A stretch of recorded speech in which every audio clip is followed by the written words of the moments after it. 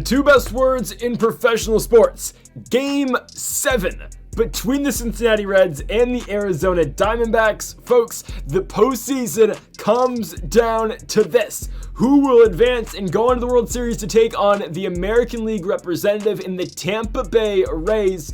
Will it be the Reds? Or will it be the Arizona Diamondbacks? We have got Game 7 right now from Great American Ballpark in Cincinnati, Ohio. And what a series it has been so far. Seriously, I mean, you got the two best teams in the National League by far, and it's not even close. Like, Cincinnati and Arizona have been destroying their oppositions, and this is the series that we wanted to see. Yes, the Diamondbacks took on the fiery Los Angeles Dodgers in the NLDS, but this was everything this series was advertised to be. And if you missed Game 6, the Diamondbacks were that close. They were one inning away. They were a couple outs away from going on to the World Series, but all it took was a Bryce Harper base knock, then Kyle Tucker to get a single, then Teoscar Hernandez to go out there and get a sac fly to tie the game up, and the rest is history. The Reds ended up winning 5-4 against Andres Munoz and the Diamondbacks. So there's been the series so far. It has been high scoring, yes, but now we turn to Andrew Abbott, the lefty, to face this D-backs lineup, and for the Diamondbacks on the mound, it is Aaron Civale. Civale has been horrible in the playoffs. His ERA is over 10, but he is the only starter the Diamondbacks can go to tonight on rest, and the only guy who can physically pitch tonight. So that advantage right away goes to the Reds.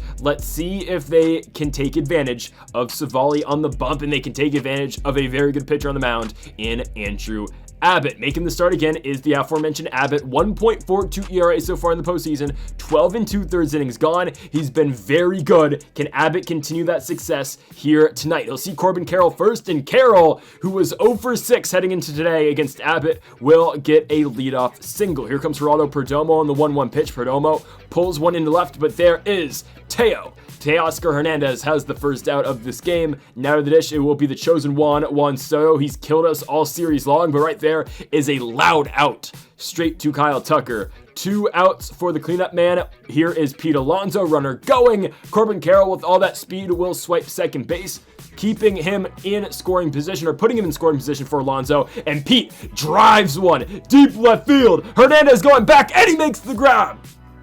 A tremendous play by Teoscar Hernandez in the gap to take one away from Pete Alonso. And here's Aaron Civale. 0-3 record in the playoffs, 15 ERA. The Reds absolutely need to take advantage tonight, but Elly De La Cruz will ground out to start us off. Here comes CJ Friedl trying to take ball 4, but Civale gets that sinker to fall. 2 down, Bryce Harper coming into today batting .405, and Bryce keeps on doing the thing.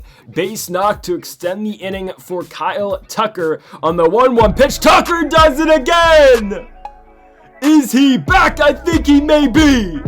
Tucker with a drive into right, and the Reds go up 2-0. And that's the importance of Bryce Harper extending the inning with that single. Tucker now goes yard. It's his second home run in the NLCS, 383 feet. Tucker makes it 2-0, and the off-season acquisitions for the Nationals are coming through. And here comes Hernandez. He does it as well. Teo deep into left. His 5th, all in the NLCS, 363 feet. And again, the offseason pickups keep doing it for Cincinnati. Teoscar Hernandez, 363 feet with the solo home run. It's 3-0 Reds. Will Benson is not done. We've done all of this with 2 outs. 4 straight 2-out hits against Aaron Civale and the Diamondbacks. Will Benson is on with a 2-out double, bringing up the 7th spot. Shea Langoliers on the 3-2 pitch. Shea gets a cutter you think he could handle, but he will pop that one out to the second baseman in Ketel Marte. But not before the Reds get 3. It's a 3-0 lead going into the top of the second. But I say it every episode, you know the explosive offense that the Diamondbacks do have. We have had big leads so far in this NLCS, and some of them we haven't been all that successful in keeping. So again, we've got to keep the pressure on. Andrew Abbott needs to continue to do well against this Diamondbacks order, as he's gotten 5 outs so far. Make it 6. Striking out Austin Hayes up and in. Let's go now to the bottom of the second. Here comes Spencer Steer first. He'll hit that ball on the left. Going back on it, though, is Lourdes Gurriel Jr., and he will make the play. We have 1 out now for Matt McLain. He's going to look silly on that Savali slurve. Again, McLean has really struggled against right-handed pitchers so far in this postseason. And Ellie De La Cruz as a whole is struggling too. Him and McLean have the 2 worst averages on this team, but again, our offense improves so much if Ellie can just find a way on first base, because with that 99 speed, it's tough to throw him out even if you are Gabriel Moreno behind the dish.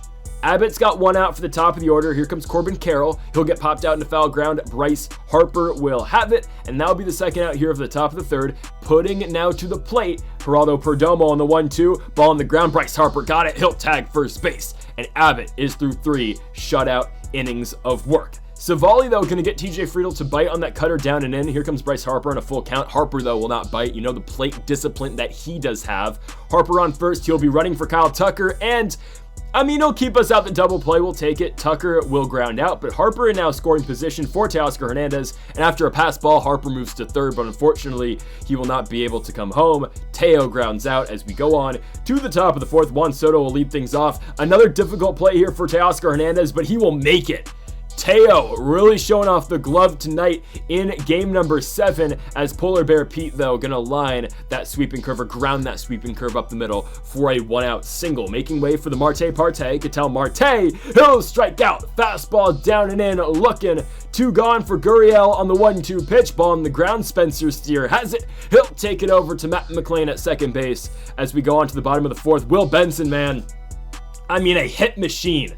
2 for 2 so far tonight with a double and a single. He'll be standing on first for Shea Bangaliers. Ball is struck. Deep right field. Corbin Carroll to the warning track. Oh, I thought that was going to get over his head. I moved Benson up for a second, but he retreats back to first. Now Benson looking to steal, and he will take one. Spencer Steer at the dish, but Will Benson will be on with a stolen base on second, and it doesn't really matter in the long run because Steer ends up walking. So first and second, 1 out for Matt McLean. There we go. McLean delivering with a right-handed pitcher on the bump. He'll drive in another run. Steer safe. McLean safe. Benson obviously safe as well.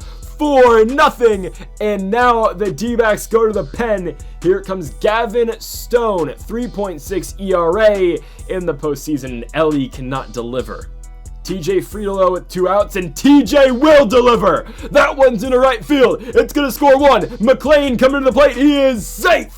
Friedl's on second as well. We did move McLean down the order, by the way. We made Shea the 7-hitter. And, oh, wait, hold on. We made McLean 9 and Steer 8. Oh, I thought Harper just went deep. I mean, that legitimately would have iced the game if we could have sent that one out. However, here comes Austin Hayes now to the dish for Arizona to start off the top of the 5th. He will be out. Here comes Gabriel Moreno, and he'll hit that ball into right field. Arizona finally with a base runner with 1 out. Zach McKinstry gonna hit one off the bag at 3rd. Just a really tough play for Spencer Steer, who was shaded over. First and second, 1 out. Corbin Carroll.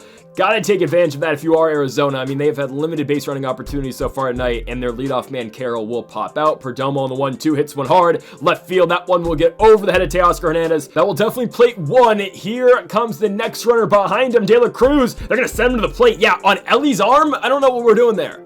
Tremendous relay by Cincinnati will keep the D-backs at only 1. It's 6-1 going on to the bottom of the 5th. Kyle Tucker unloads on 1, but that one will be caught in center field. 1 out here in the bottom of the 5th inning for Teoscar Hernandez at the 2-1 pitch, or on the 2-1 pitch. Teo is going to get popped out. There is Polar Bear Pete. We've got 2 outs now for Will Benson, who is 2 for 2, and Benson continues to do his thing. I mean, it's that same side of the field over and over and over again. He's got his 3rd hit of the game. Benson's on first for Shea Langoliers. After a pass ball, Benson moves to second, and look at that. Shea will drive him in. Benson is in to score 7-1, and again, the Reds do it with 2 outs. Spencer Steer grounds out, that's fine. We go into the 6th inning, up by 6 runs. Juan Soto leads things off. Swing and a miss. Fastball up and away, and that's been one of the key factors of this game. Juan Soto hasn't been able to get going. Teo with another nice play in left field, putting away Pete Alonso, who has been hitting the ball hard, but not much to show of it. Ketel Marte puts one on the ground with 2 outs, and he will get that one to go over the middle. So a 2-out base runner for Arizona for Lourdes Gurriel Jr. He can't pull the trigger on strike 3. Andrew Abbott delivers 6 innings of 1-run baseball. I doubt we see him for the 7th inning with a 6-run cushion. Originally, I was open to pitching a guy like Lodolo or even Rhett Lauder as Ellie De La Cruz finally joins the hit party with an extra base knock in right center field. But I think we should go to a certain guy who you're going to see in a minute, Michael Kopech, who has been phenomenal in the playoffs. We'll talk about him in a moment as TJ Friedl will stare at that ball for good reason. It goes past the catcher. Ellie is at third, and TJ Friedl continues to deliver. I mean, I'm making the comp. I don't know. I mean, maybe Friedel's doing a better job than Adam Eden ever was, but I'm making the Adam Eden comp for TJ Friedl, at least in the postseason. Eden has had a really good postseason in 2019. Friedel's doing the same exact thing here. And look at that. Bryce Harper blasts one over the center fielder Austin Hayes' head. It brings in one TJ Friedl. This game is 9-1, and the Reds are taking complete control. Oh my goodness, could have been 10-1. But Kyle Tucker going to get robbed of a base knock right there. It's fine. We still have 2 outs for Teoscar Hernandez. He lifts one and elevates. That was a hard hit ball. It's fine. We now go to the top of the 7th. Here comes Michael Kopech. 1.08 ERA so far this postseason. Exactly. He has been that damn good. He will strike out Austin Hayes looking. Gabriel Moreno on the 1-2. Barely going to tap one right to Shea Langoliers. And okay, Shea. Not his best throw. Zach McKinstry with 1 out will strike out. Slider in. Horrible looking swing. Corbin Carroll on the 1-2. Swing and a miss. To the bottom of the 7th, Will Benson. He is 3 for 3. Can he be 4 for 4? Unfortunately, he just taps that one, and it will be made. The play will be made by Pete Alonso. Shea Langoliers in the 3-2 will swing through a slider, bringing up now Spencer Steer. It's one hard, but that play will be made at short with the turn and the spin by Geraldo Perdomo. To the top of the 8th, we are 6 outs away, folks, from going to the World Series. We were unsuccessful in our last attempt of Game 7 of the NLCS against the Chicago Cubs 2 years ago. I don't want it to be a somewhat underwhelming finish, but like, you know, look where we are right now. 2 gone after that Soto flyout. Pete Alonso on the 1-1. Okay.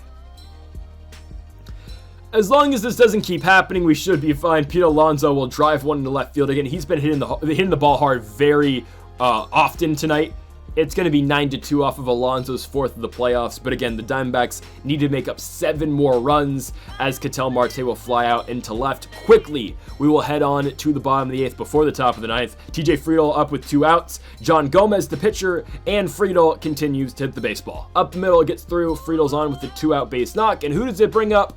This guy. Bryce Harper on the 3-2. You know what Bryce is going to do. He's going to find a gap. It was a 3-2 pitch, so Friedl was going, and Bryce Harper drives in another run. We get back that Alonso home run. It's 10-2. Now let's go to the top of the 9th.